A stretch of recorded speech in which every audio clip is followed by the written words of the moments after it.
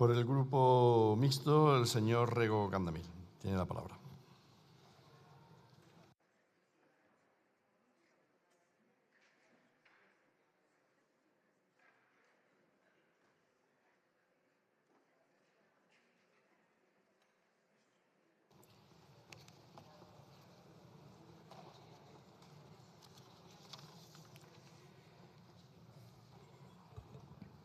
Grazas, señor presidente. Señores do Partido Popular, señores e señoras do Partido Popular, vostedes na súa campaña permanente, da que fai parte tamén esta proposta contra o Goberno, falan moito de corrupción, cando son vostedes o que máis a practican, o que non exime a ninguén da súa responsabilidade, pero vostedes fan da corrupción a maneira de actuar. Exemplo, en menos dunha hora rexistrarase en Lugo unha moción de censura do Partido Popular contra o Goberno municipal do Partido Socialista e do BNG, apoiada por unha tránsfuga que vostedes compraron cunha praza na administración pública, coa praza de xefe do Servizo de Litoral da Consellería de Medio Ambiente. Deberían ter un pouco de vergoña, isto é absolutamente indecente e xa está tardando o señor Feixóo en desautorizar esa operación ou será cómplice dunha actuación absolutamente corrupta. Decía que esta proposta fai parte dese esquema. Vostedes utilizan a mentira de maneira habitual.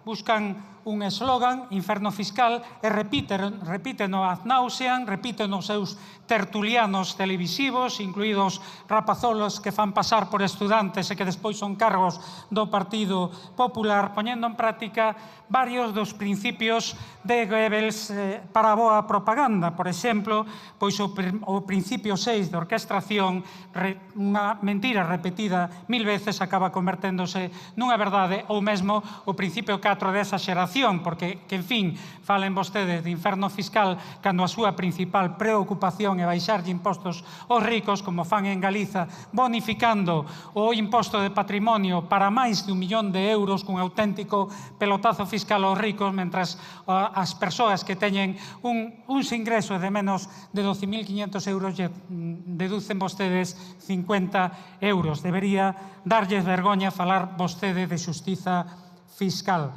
E esta proposta, efectivamente, ten algunha parte que até podería ser razoável se non fose a trampa de que non falan vostedes de tramos, de que cando falan de deflatar o IRPF enténdese que se debe aplicar por igual a quen ten menos ingresos e a quen máis ten. Mais unha vez nesa dialéctica de baixar impostos aos ricos ou de evitar, como fixeron en reiteradas ocasións, que se lle suban, por exemplo, tumbando xunto a Vox e a Junts a proposta de un imposto ás grandes fortunas, ás grandes enerxéticas e á banca. Por tanto, lección en canto a política fiscal ningunha, vostedes en todo caso demostran sempre que poden ao servizo de quen están, dos poderosos e frente precisamente aos intereses das maiorías sociais e das clases populares. Moito obrigado. Gracias.